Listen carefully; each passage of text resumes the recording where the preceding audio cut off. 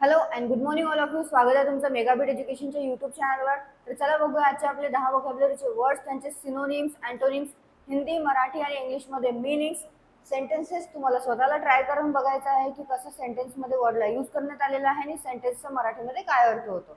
So start करूया आपण आजच्या सेशनला. फर्स्ट वर्ड बघूया. आपला फर्स्ट वर्ड काय आहे? प्युइसंट. PUISSANT. प्युइसंट. त्याला प्रोनाउन्स कसं करायचं आहे? प्युइसंट. ओके. सो काय होतं प्युइसंट म्हणजे? प्युइसंटचं मीनिंग आहे having great power or influence. Having great power or influence म्हणजे काय आहे? जो शक्तिशाली आहे आणि प्रभाव ज्याचा जास्त पडतो, जो प्रभावशाली आहे, त्याला काय म्हटलं जातं? प्युइसंट असं म्हटलं जातं. PUISSANT. प्युइसंट. सो प्युइसंटचं मीनिंग आहे इंग्लिशमध्ये having great power or influence. हिंदीमध्ये मीनिंग होतं सशक्त. मराठीमध्ये काय होतं? शक्तिशाली.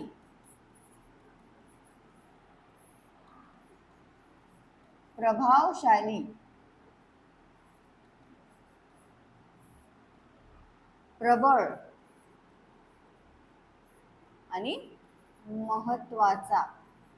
सो मराठीमध्ये मीनिंग होतं प्युइसंटचं महत्वाचा, प्रबळ, शक्तिशाली आणि प्रभावशाली. सिनोनिम्स आहेत पॉवरफुल, इन्फ्लुएन्शियल आणि सिग्निफिकंट. सिग्निफिकंट, इन्फ्लुएन्शियल आणि पॉवरफुल हे सिनोनिम्स आहेत प्युइसंटचे. आणि अँटोनिम्स आहेत लिटिल, इम्पॉर्टंट आणि वीक. लिटिल, इम्पॉर्टंट आणि वीक हे अँटोनिम्स आहेत. सो सेंटेन्स एकदा तुम्ही ट्राय करून बघा जमत असेल तर, आणि कसं वर्डला सेंटेन्समध्ये यूज करण्यात आलेला आहे ते सुद्धा बघू. स्वतःच्या मनाने सुद्धा तुम्ही काही सेंटेन्सेस तयार करू शकता. इझिली सेंटेन्स तयार केले तरी चालतील, फक्त तुम्हाला कळलं पाहिजे की सेंटेन्समध्ये वर्डला आपण कसं यूज केलेलं आहे. ओके. सो नेक्स्ट वर्ड बघूया. नेक्स्ट वर्ड आहे ट्रॅक्युलंट. नेक्स्ट वर्ड काय आहे? ट्रॅक्युलंट. TRUCULENT. ट्रॅक्युलंट. सो प्रोनाउन्स कसं करायचं आहे याला? मराठीमध्ये लिहून देते तुम्हाला ट्रॅक्युलंट. ओके. सो TRUCULENT म्हणजे काय होतं? ट्रॅक्युलंट. सो ट्रॅक्युलंटचं मीनिंग आहे feeling or displaying eagerness to fight. म्हणजे जो काय आहे? भांडखोर आहे, आक्रमक आहे, लढाऊ आहे.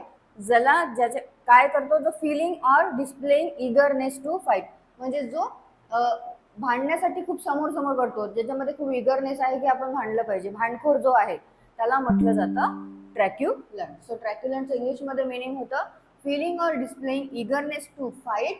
हिंदीमध्ये मीनिंग होतं चिडचिडे. मराठीमध्ये मीनिंग होतं भांडखोर, आक्रमक, क्रूर, लढाऊ आणि शत्रुत्वपूर्ण. सो मराठीमध्ये मीनिंग होतं ट्रॅक्युलंटचं शत्रुत्वपूर्ण, क्रूर, लढाऊ, आक्रमक आणि भांडखोर. सिनोनिम्स आहेत ट्रॅक्युलंटचे अग्रेसिव्ह, मिलिटंट आणि हॉस्टाईल.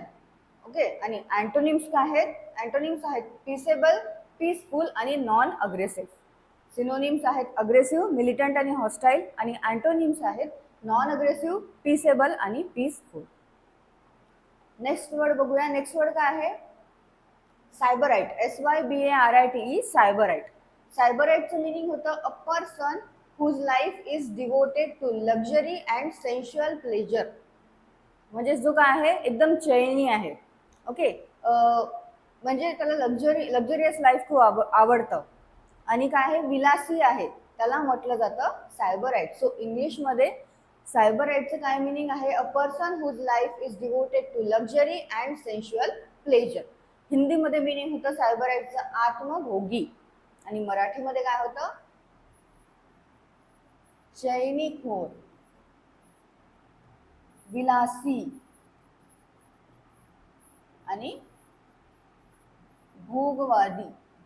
सो मराठीमध्ये मीनिंग होतं सायबराइटचं चैनीखोर, विलासी आणि भोगवादी. आणि प्रोनाउन्स कसं करायचं आहे? SYBARITE ला सायबराइट. मराठीमध्ये लिहून देते तुम्हाला इथे सायबराइट.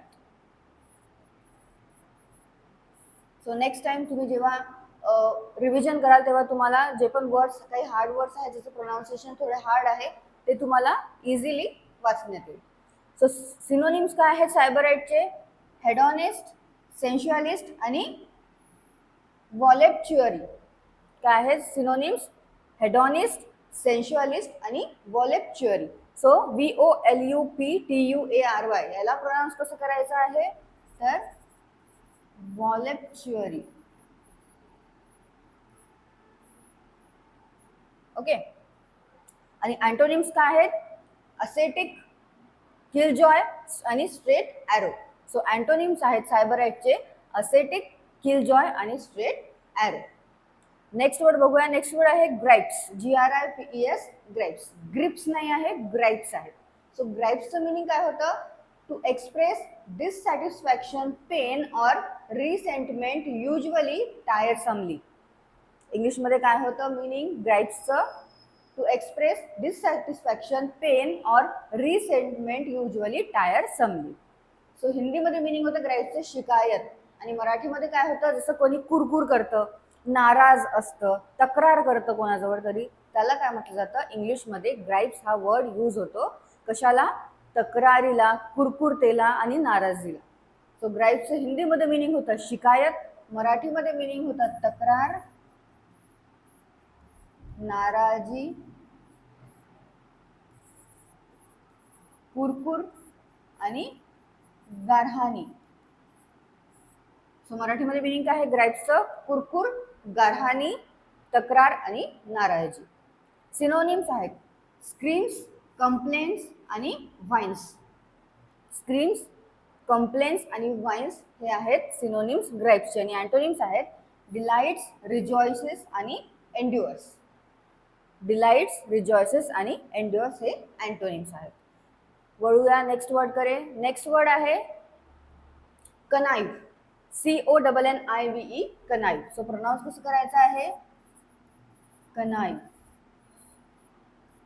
कनाइवचं मिनिंग होतं to engage in a secret plan to accomplish evil or unlawful ends. म्हणजे जे काय आहे की एखाद्या चुकीच्या कामामध्ये कोणी कोणाला साथ देत आहे त्याला म्हटलं जातं connive. To engage in a secret plan to accomplish evil or unlawful ends. म्हणजे कोणतं काही पापाचं काम आहे किंवा काही चुकीचं काम आहे त्याच्यामध्ये कोणाला तरी साथ देणे त्याला म्हटलं जातं इंग्लिशमध्ये कनाइव. मराठीमध्ये काय होतं? हिंदीमध्ये काय होतं? शामिल होना. ओके. हिंदीमध्ये मिनिंग आहे कनाइवचं शामिल होना आणि मराठीमध्ये आहे पाप किंवा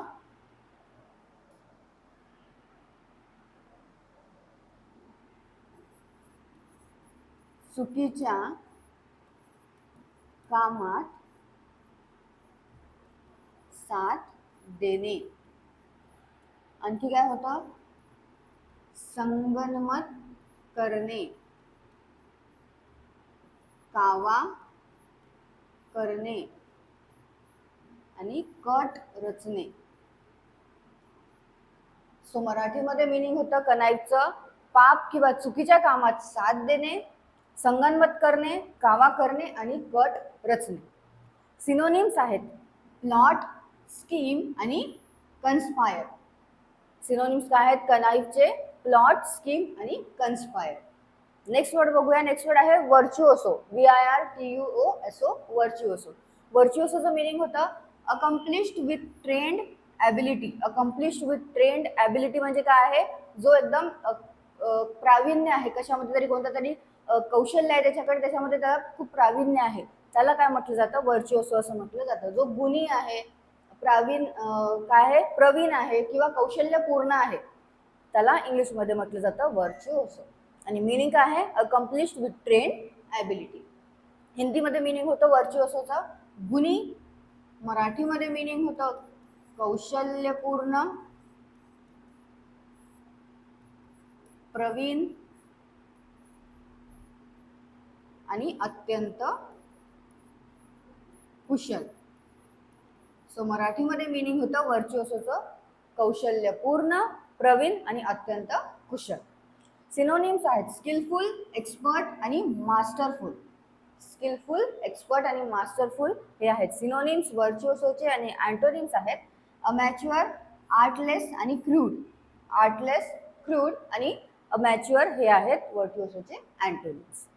नेक्स्ट वर्ड आहे आर्टिफॅक्ट. आर्टिफॅक्टचं मिनिंग होतं an object made by humans and surviving from an earlier time period. म्हणजे जे काय आहे पुरातन वस्तू आहे किंवा पुरातन अवशेष आहे किंवा काही अशा वस्तू आहे जे ह्युमन मेड आहे. ओके, काही अशा ऑब्जेक्ट्स आहे जे ह्युमन मेड आहे किंवा काही पुरातन वस्तू आहे त्याला काय म्हटलं जातं, आर्टिफॅक्ट असं म्हटलं जातं. सो आर्टिफॅक्टचं इंग्लिशमध्ये मिनिंग होतं an object made by humans and surviving from an earlier time period.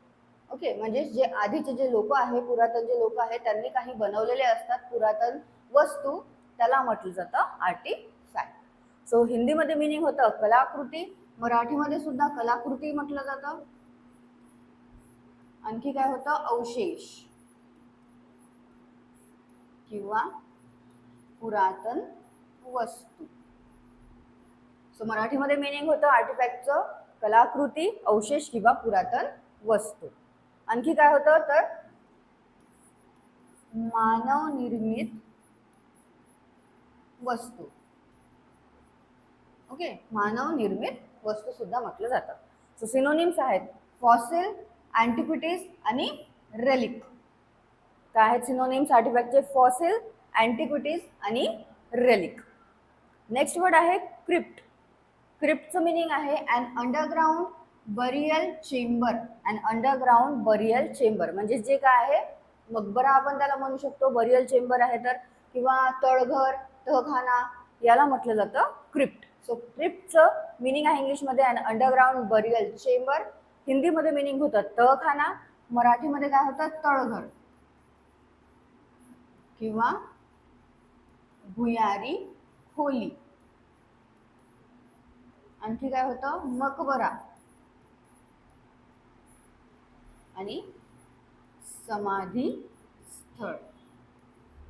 So मराठीमध्ये मिनिंग होतं क्रिप्टचं समाधी स्थळ, मकबरा, तळघर किंवा भुयारी खोली.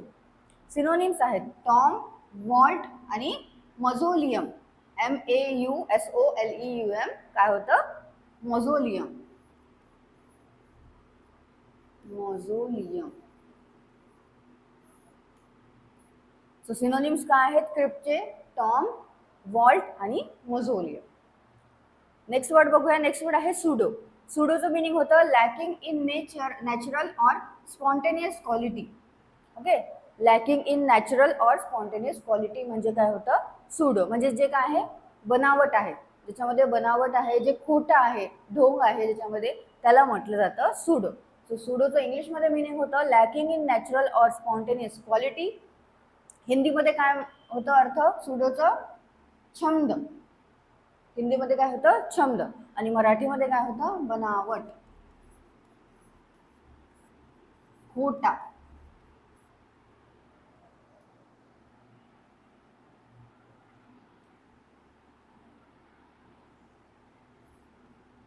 आणि ढोंगी.